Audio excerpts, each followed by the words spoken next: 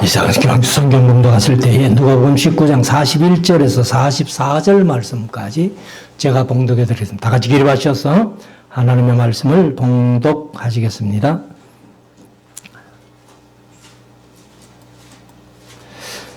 가까이 오사 성을 보시고 우시며 이러시되 너도 오늘 평화에 관한 일을 알았더라면 좋을 뻔하였거니와 지금 내 눈에 숨겨졌도다. 날이 이를지라 내 원수들이 토둔을 쌓고 너를 둘러 사면으로 가두고 또 너와 및 그 가운데 있는 내 자식들을 땅에 메어 치며 돌 하나도 돌 위에 남기지 아니하리니 이는 내가 보살핌 받는 나를 알지 못함으로 인함이라 하시니라. 아멘. 착석하시고 이제 우리 말씀을 묵상하는 시간인데요.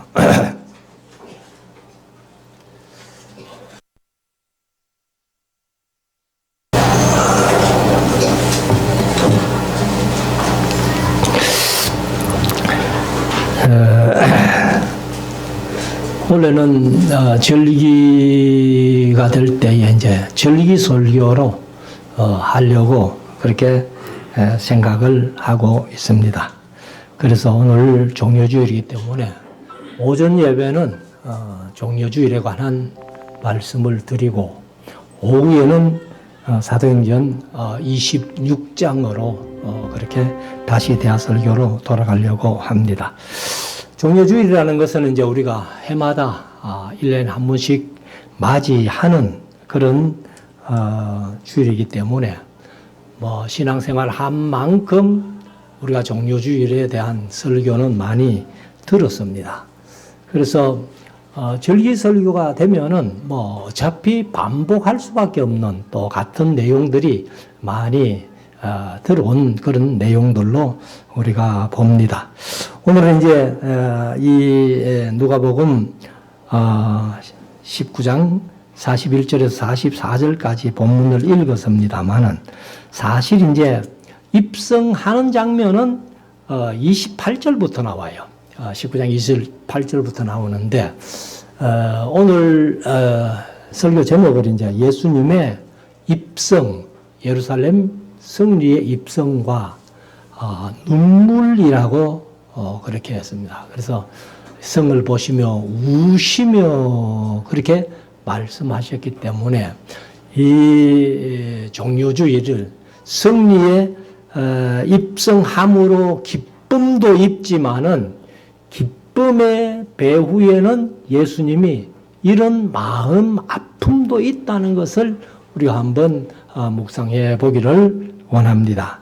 그래서 우리가 이제 이 세상을 살아가면서 참 예수님이 3년 동안 제자들을 불러가지고 교육시키고 그렇게 가르치시다가 사실 이제 우리가 마태복음이 그게 이제 좀 정확하게 나오는데 3년 동안 교육시키신 다음에 그것이 이제 마태복음 15장까지 사실 이제 16장 12절까지가 되겠는데 3년 교육시키면서도 예수님이 예루살렘에 올라가셔 고난받고 죽임 당한다는 말씀은 한마디도 안 하셨어요. 한 번도 안 하셨는데 근데 이제 마태복음 16장 13절부터 보면은 사실 이제 예수님이 제자들을 데리고 제가 뭐 강의하면서 가끔 졸음여행 가셨다 이런 표현을 썼는데 가이사라 필립보에 가셔요. 가이사라 필립보에 가셔가지고 거기에서 이제 뭐 제가 강의하면서 졸업 시험을 쳤다 이렇게 표현도 했는데 사실은 제자들에게 예루살렘에 올라가서 고난받고 죽임당하시고 사흘째 되는 날 부활하신다는 얘기를 한 번도 말씀하시지 않다가 가이사라 필립보에 가가지고 그 이제 가이사라 필립보라는 것이 그 특별한 지역이에요. 무슨 특별한 지역인가 하면은 거기에는 신전이 판신전이라는 세상 모든 신들을 다 모아놓은 신전이에요. 그래서 우리가 이제 헬라어로 보면은 파스 하는 말이 모든 전체라는 그런 뜻을 얘기를 하는데, 그 이제 판이라는 말이 파스라는 말이에요. 그래서 모든 신들을 다 모아놓은 그 신전이 있는 곳이 가이사랴 빌립보입니다. 근데 지금 성지순례를 가면은 사실 그 신전은 없어요. 신전은 없고, 그 이제 이 바위에다가 신전을 하나 그려놨습니다. 작게 이렇게 그려놓고, 이런 신전이 있었다 하는 그런, 것을 이제 우리가 볼 수 있는데, 거기에 가셔가지고 제자들에게 물어요. 사람들이 나를 누구라 하더냐? 라고 물으니까, 더러는 세례요한이라고도 하고, 더러는 엘리야라고도 하고, 더러는 예레미야라고도 하고, 더러는 뭐 선지자 중에 하나입니다. 라고 그렇게 제자들이 대답을 했습니다. 그때 예수님이 그럼 너희는 나를 누구라 하냐? 그렇게 물었을 때에 베드로가 자신 있게 대답, 살아계신 하나님의 아들입니다. 라고 말씀하셨을 때에, 그런데 예수님께서 베드로를 크게 칭찬하셔요. 바요나 시몬아, 네가 복이 있다 하시면서, 이를 네게 알게 하니는 혈육이 아니요 하늘에 계신 네 아버지께서 알게 하셨다라고 또 칭찬을 하시면서, 네 반석 위에다가 교회를 세우겠는데 음부의 권세가 이기지 못할 거야 하면서 크게 축복을 하신 다음에 21절에 가면은 우리말로는 그냥 비로소라고 그렇게 표현을 해놨는데, 말씀하시기 시작했다 그런 뜻이에요. 엘코마이 하는 말이 아르코마이라는 말이 시작했다 그런 뜻이에요. 그러니까 지금까지 3년을 제자들을 교육시키면서 한 번도 말씀 안 하시던 그 내용을 이제 말씀하시기 시작한 거예요. 그 내용이 뭐냐면은 내가 예루살렘으로 올라간다. 올라가서 대사장들과 장로들과 서기관들에게 많은 고난받고 죽임을 당한다. 그러나 죽음으로 끝나는 게 아니라 사흘째 되는 날 내가 다시 살아난다라고 말씀을 하십니다. 그때에 베드로가 주여 그리 마옵소서 하고, 이 베드로가 예수님을 책망을 합니다. 예수님 말이야, 어떻게 우리가 3년 동안 예수님을 따라다닌 목적도 모르고 예루살렘에 올라가서 죽으신다니 말이 됩니까? 하면서 막 책망하는 거예요. 개역개정은 항변했다 이렇게 나오는데, 그래서 우리가 보는 성경은 간하여 했어요. 간하여. 베드로가 예수님께 간하여라는 말이 책망했다 그 말입니다. 원어로 보면은. 그래서 예수님께서 이 베드로가 예수님을 막 책망하면서 예수님께 그런 일이 있으면 절대로 안 됩니다 라고 했을 때에 예수님이 베드로를 보고 사탄아 내 뒤로 물러가라 이렇게 말씀하셨잖아요. 그러고 나서 이제 그때부터 말씀하시기 시작해가지고 이제 예루살렘에 올라가시는데 그게 6개월 과정입니다. 6개월 과정.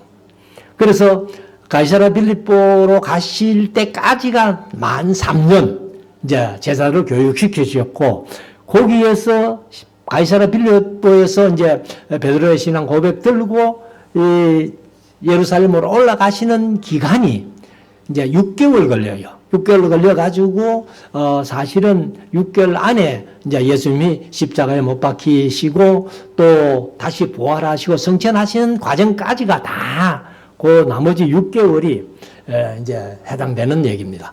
그래서 예수님께서 가이사랴 빌립보에서 처음으로 고난받으실 것을 말씀하시고, 그 다음에 한 두세 차례 더 말씀을 하십니다.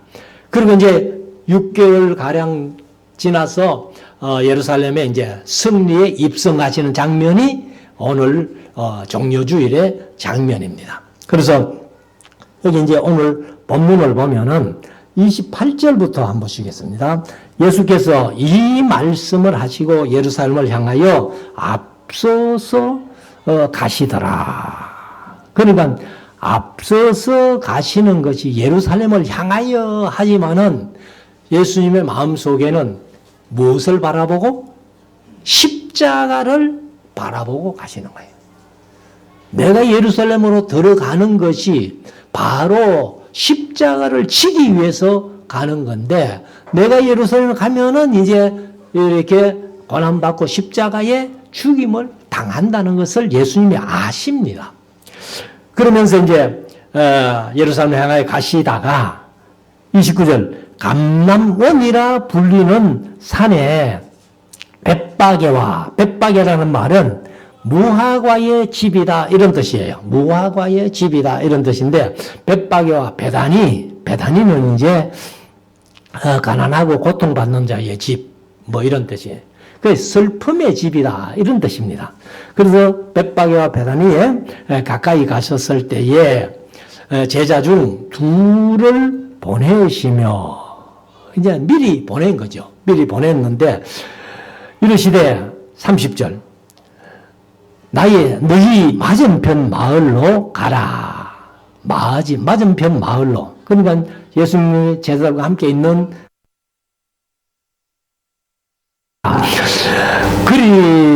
그리로 들어가면 아직 아무도 타보지 않는 나귀 새끼에 매여 있는 것을 보리니 풀어 끌고 오너라. 그러면 말이 아니고 나귀예요. 나귀인데 나귀가 말보다는 훨씬 덩치가 적잖아요. 그런데 아직 아무도 타보지 않는 그런 나귀 새끼라는 거예요. 그래서 이제 풀을 끌고 오라는 거죠. 그래서 만일 누가 너희에게 어찌하여 푸느냐 묻거든 이렇게 말하되 주가 서시겠다 하라 하시며. 그래서 이제 제자들이 갔습니다. 가보니까 진짜 예수님 말씀하신 대로 나귀 새끼가 매여 있었고, 그리고 이제 나귀를 이제 32절에 보면 보내심을 받은 자들이 가서 그 말씀대로 만난지라, 나귀 새끼를 만났다는 거죠. 그리고 나귀 새끼를 이제 풀 때에 그 임자들이 이르되 어찌하여 나귀 새끼를 푸느냐. 사실 이제 임자들 입장에서는 좀 황당하잖아요. 아무 주인의 허락도 없이 나귀 새끼를 풀고 있으니까, 그래서 왜 푸노 하고 물었더니만은 예수님이 말씀하신 그대로 주께서 서시겠다라고 얘기를 하니까 이 사람들이 아무 소리 안 하고 주는 거예요. 그래서 여기 이제 임자가라고 그렇게 했는데, 임자들이도 이 퀴리오스라는 그런 헬라어인데 주님하고 똑같은 단어입니다. 주님, 주인 혹은 주 이런 똑같은 단어를 써요. 그러니까 상전의 육신의 주인도 퀴리오스, 우리 예수님을 향하여 주 할 때도 퀴리오스 같은 단어를 쓰는 거예요. 그래서 이제 임자라고 그렇게 표현했는데, 주는 주인데 예수님의 주님하고 이 임자는 같은 단어를 쓰지만은 내용은 전혀 다른 그런 내용이다. 그래서 이 임자는 이제 우리가 생각할 때 우리말로는 임자라고 하면은 맡은 사람이라는 거예요. 맡은 사람인데, 주 하는 말은 진짜 주인을 얘기를 합니다. 그럼 우리 인생의 주인이 누구예요? 바로 예수님이라는 거예요. 예수님이 우리의 주인이시다. 이렇게 하는데, 아무튼 이제 이 임자가 왜 푸느냐 하니까 두 사람 같은 사람들이 주가 서시겠다 하니까 그냥 아무 소리 안 하고 이렇게 이제 풀어가도록 이렇게 허락했다는 겁니다. 그래서 우리가 이 시간 한번 생각해 볼 때에 과연 내 앞에 주님께서 나타나셔가지고 주가 서시겠다 할 때에 내가 모든 것을 다 주님을 위해 내어놓을 수 있겠느냐 하는 그런 마음을 우리가 한번 생각해 봐야 할 것입니다. 자, 35절. 그것을 예수께로 끌고 와서 자기들의 겉옷을 나귀 새끼 위에 걸쳐놓고 예수를 태우니. 그 예수님은 이제 나귀 새끼를 타신 겁니다. 안장도 없고, 그냥 겉옷 하는 것은 제가 늘 말씀드렸습니다만은, 우리 요즘 여름철이 이제 다가오니까 혼이불과 똑같은 거예요. 그냥, 이불처럼 네모 번뜩하게 이렇게 있는데, 중간에 구멍만 하나 뚫어가지고, 목이 이렇게 들어갈 수 있도록 구멍을 뚫어 놓으면, 그게 이제 목을 끼워가지고 앞으로 들고, 뒤로 들고, 이렇게 중간에 허리띠를 매면은 그게 겉옷이에요. 저녁에는 이불이 되고. 그래서 그 나귀 새끼 위에다가 걸쳐놓기가 좋겠죠. 그래서 이제 걸쳐놓고, 안장 대신 걸쳐놓고 예수님을 태웠다. 이렇게 말씀하시는데, 이 말씀은 이제 스가랴서 9장 9절에 예언된 대로 했다는 겁니다. 그래서 스가랴서 9장 9절을 우리가 잘 압니다만은, 시온에 따라 크게 기뻐할지어다, 예루살렘에 따라 즐거이 부를지어다. 보라, 그는 공의로우며 구원을 베풀며 겸손하여서 나귀를 타나니, 나귀의 작은 곧 나귀 새끼니라. 이렇게 말씀합니다. 그러면은 여기에서 겸손하여서라고 스가랴서에 이제 그렇게 표현하는데, 겸손하여서가 우리말로 그냥 겸손이라고 표현을 한 거예요. 이 진짜 뜻은, 본래 뜻은 가난하여서 그 말입니다. 가난하여서. 예수님이 가난한 목수의 아들이었잖아요. 그래서 아니라는 히브리어인데, 이게 이제 가난한, 비천한, 낮은, 억압받는 이런 뜻을 가지고 있습니다. 그러니까 겸손하다는 표현은 전혀 없어요. 근데 우리 할아버지들이 이제 번역하면서 아마 예수님이 겸손하셔가지고 나귀 새끼를 탔는 모양이다 이렇게 하는데, 겸손한 게 아니고 예수님은 진짜 가난하셨기 때문에 그래서 나귀 새끼를 탔다 이렇게 이제 스가랴서에 말씀을 하고 있습니다. 그래가지고 나귀를 타고 이제 입성을 하시는데 36절 가실 때에 저희가 자기의 겉옷을 길에 펴더라. 그러니까 이 겉옷은 그 사람들이 얼마나 값이 나가는 옷이에요. 그러니까 낮에는 입고 다니면은 겉옷이 되지만은 밤에는 이불로 대용하는 것이기 때문에 아주 중요한 겁니다. 그래서 우리가 이제 율법에 보면은 겉옷을 전당 잡은 자는 해가 지기 전에 반드시 돌려주라는 거예요. 왜? 저녁에 자야 되니까. 그 겉옷이 없으면 저녁에 이불을 덮고 자지를 못하니까, 그래서 전당 잡았다가 손 치더라도 반드시 해가 지기 전에 돌려줘라. 그렇게 말씀합니다. 그런데 이 사람들이 나귀의 안장 대신 펴는 거는 우리가 이해를 하겠는데, 길바닥에 깐다는 것은 우리가 상상도 못 하잖아요. 우리가 과연 내가 가장 아끼고 소중한 것이 있는데 예수님이 지나가신다고 길에 깔아가지고 그렇게 할 수 있겠나, 그런 생각도 우리가 해봅니다만은. 그래서 이 예수님께서 이제 나귀 새끼를 타고 입성하시는데 37절 이미 감람산에서 내려가는 편까지 가까이 오심에 제자의 온 무리가 자기의 본 바 모든 명한 일을 인하여 기뻐하며 큰 소리로 하나님을 찬양하며, 그냥 예수님의 행하시는 일들을 보았기 때문에, 그래서 이분들이 이제 모인 사람들이 야, 예수님 지금 입성하시면은 이 사람들의 생각과 예수님의 생각은 전혀 다른 거예요.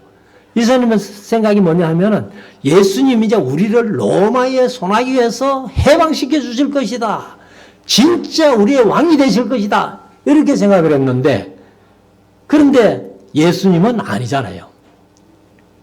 지금 십자가를 지기 위해서 예루살렘으로 입성하시는 예수님의 마음과 이 호산나 찬송하리로다 하면서 환영하는 그 무리들의 마음이 전혀 다른 마음이라는 거예요. 그래서 우리가 신앙생활 하는 것은 하나님의 마음과 우리 마음, 예수님의 마음과 우리의 마음이 같은 마음이 될 때에 그게 신앙생활 가장 잘하는 신앙생활이다. 그렇게 우리가 인식을 할 수 있기를 원합니다. 뭐 하나님 따로 우리 따로 이거는 전혀 아니라는 거예요. 그래서 이 호산나 찬송하리로다 하면서 큰 소리로 이제 찬송하는 그런 모습을 얘기를 하고 있는데, 그러나 이 예수님의 마음과 이 무리들의 마음이 다른 마음이었다는 것을 우리가 한번 생각을 해볼 수 있기를 원합니다. 그래서 38절에 가로되 찬송하리로다 주의 이름으로 오시는 왕이여, 하늘에는 평하여 가장 높은 곳에는 영광이로다. 어떤 바리새인들이 말하되 선생이여 당신의 제자들을 책망하소서. 그러니까 이 무리들 마음 따로, 또 여기 바리새인들의 마음 따로, 예수님의 마음 따로.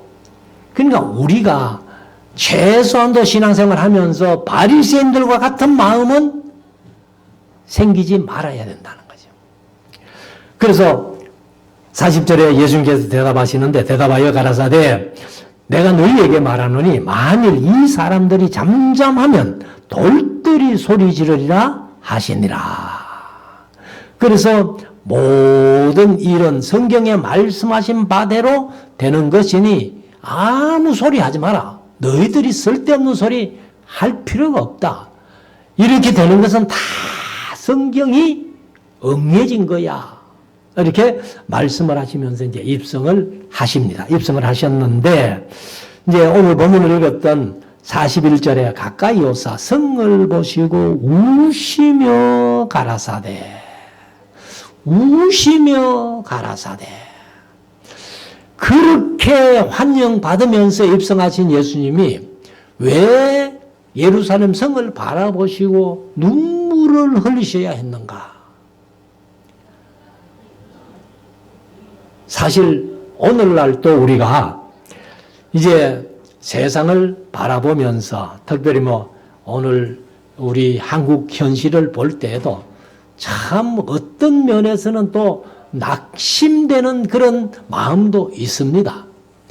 그렇지만은 우리가 낙심되는 그런 마음이나 뭐 오히려 또 좋아하는 사람도 있겠지만은 그런 마음이나 간에 그거 제쳐놓고 예수님이 이 나라를 보실 때, 또 우리의 신앙의 형편을 보실 때에 뭐라고 말씀하시겠는가? 기뻐하실까? 진짜 우리의 신앙생활 하시는 모습을 보면서 눈물을 흘리실까? 그래서 이 예수님이 성을 보시고 우신 이유가 있잖아요. 그것이 이제 42절에 가면은 답을 얘기를 해놓는데, 가라사대 너도 오늘날 평화에 관한 일을 알았다면 좋을 뻔하였거니와. 예루살렘이라는 이름의 뜻이 평화의 도시 아니에요. 그런데 이 평화의 도시인데 평화가 없는, 예수님의 눈에는 전혀 평화가 없는 이런 상태가 되었다는 겁니다. 그래서 우리가 오늘 현실 속에서 이제 예수님이 재림하시는 날이 머지않았다고 뭐 우리가 이제 되어지는 징조를 볼 때 느낍니다만은, 그러나 예수님께서 왜 이 세상에 재림하셔야 하느냐? 물론 성경대로 재림하시는 거예요. 성경대로 재림하시지만은, 그러나 세상에 더 이상 믿음을 볼 수 없으니까 예수님이 재림하신다는 것을 우리가 명심해야 됩니다. 그래서 저와 여러분들이 말씀을 통해서 믿음을 잘 지켜가는 것이 우리가 진짜 나라를 사랑하는 겁니다. 그래서 43절에 날이 평화의 일을 관한 일을 알았다면 좋을 뻔하였거니와 지금 네 눈에 숨기웠도다. 그러니까 예루살렘 성 안에 사는 사람들의 눈에 그게 숨기웠다는 겁니다. 날이 이럴지라 하고 43절에 말씀하는데 날이 이럴지라 이 날이 언제인가 하면은 AD 70년이에요. 그러니까 로마에 의해서 예루살렘이 멸망받는 그 날입니다. 이거는 종국적인 종말이 아니고 AD 70년에 로마에 의해서 바로 예루살렘이 멸망하는 그 날인데 네 원수들이 토성을 쌓고 개역개정은 토둔이라고 했어요. 그 토성을 쌓고 너를 둘러 사면으로 가두고 그러니까 뺑 둘러가지고 이제 에워싸가지고는 예루살렘 성 안으로 전혀 음식이 들어가지 못하도록 곡식이 들어가지 못하도록 말씀드렸습니다만은 명절 지키기 위해서 본래 10만 사는 예루살렘 성 안에 110만이 더 모여든 거예요. 세계에서 모여들어가지고 120만이 예루살렘 성 안에서 명절을 지키는데 로마가 애워싸가지고 그쪽으로 이제 곡식이나 음식이 반입이 안 되니까 굶어 죽는 거예요. 굶어 죽는데 아주 비참한 거예요.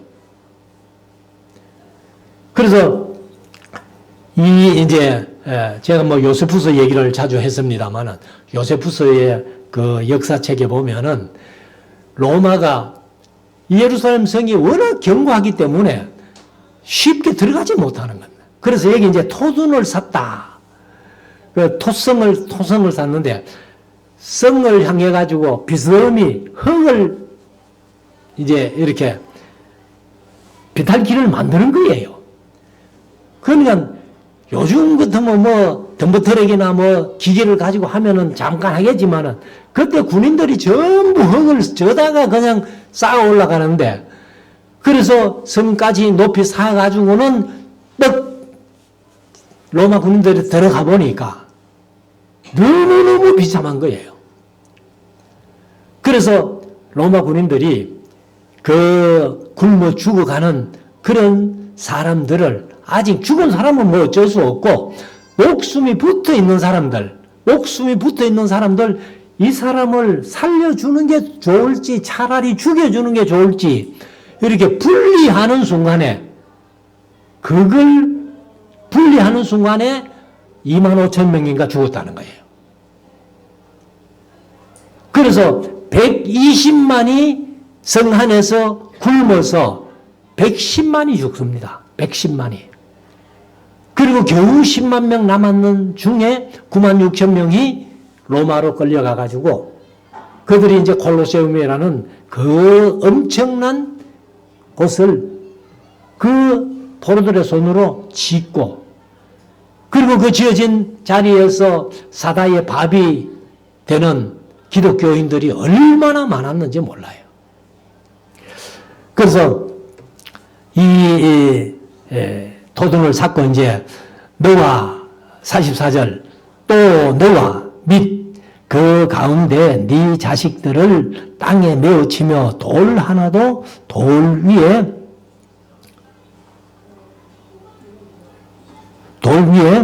남기지 아니하리니 이는 그 이유는 뭐냐 이는 하는데 권고받는 나를 네가 알지 못함을 인함이니라 하시니라.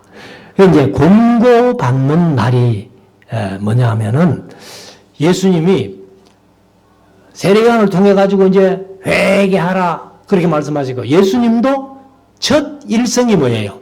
회개하라 천국이 가까웠느니라. 그런데 이 예루살렘이 그러지를 못한 거예요. 그래서 권고하심을 받는 나를 네가 알지 못했다. 오늘날 현실 속에도 끊임없이 이 말씀을 통해서 우리에게 말씀하시는 내용이 뭐예요? 요즘은 뭐 부흥회를 해도 아예 정말로는 거의 안 합니다. 제가 어릴 때만 해도 부흥회 레파토리가 첫날은 무조건 회개하라고 외치고, 그 다음에 이제 부흥회를 끝나고 마지막 날 저녁에는 반드시 예수님 재림하신다. 준비하고 있어라. 예배하고 있어라. 깨어 있어라. 그렇게 재림 설교를 얼마나 많이 했는지 몰라요. 근데 요즘은요, 교회마다 재림 설교는 거의 없습니다. 그냥 복 받는 게 중요하지. 복도 우리가 다 받고 있는데도 불구하고 돈의 복, 물질의 복, 육신적인 복, 그것만 얘기를 하지. 그래서 우리가 다시 한번 말씀드리지만 예수님의 마음, 그리고 호산나 찬송하려다 하면 백성들의 마음, 바리새인의 마음이 전혀 다른 마음인 것을 우리가 한번 명심하고, 우리들은 권고받는 나를 네가 알지 못함이니라 하는 이 예수님의 말씀을 다시 한번 새겨서 권고받았어. 진짜 예수님 오신 날이 다 됐는데, 가까워졌는데 예배하고 있고 깨어 있고 준비하는 우리 모두가 되어야 될 것입니다. 그래서 우리 말씀사랑교회는 뭐 다른 교회보다 말씀만 하고 있으니까, 말씀만 가지고 제가 이렇게 대화 설교하고 뭐 강의하고 이렇게 하니까 어떤 면에서 교회가 다른 교회만큼 어떤 재미있는 프로그램도 없고 뭐 하니까 좀 지루할 수 있어요. 그러나 우리가 오늘 현실 속에 예수님의 마음을 읽는다면은 이게 진짜가 아니냐. 말씀을 통해서 하나님의 심정, 예수님의 마음을 알아가는 것이 최고의 우리의 의무가 아니냐, 보람이 아니냐, 그렇게 생각합니다. 그래서 이 종료주일에 다시 한번 말씀드리지만은 우리는 예수님의 마음을 잘 읽어서 이 호산나 다윗의 잔손이여, 다윗의 왕이여, 다윗의 후손으로 오시는 왕이여 했던 그 사람들이 그 입으로 뭐라 했어요? 빌라도에게 재판받을 때에 십자가에 못 박으소서.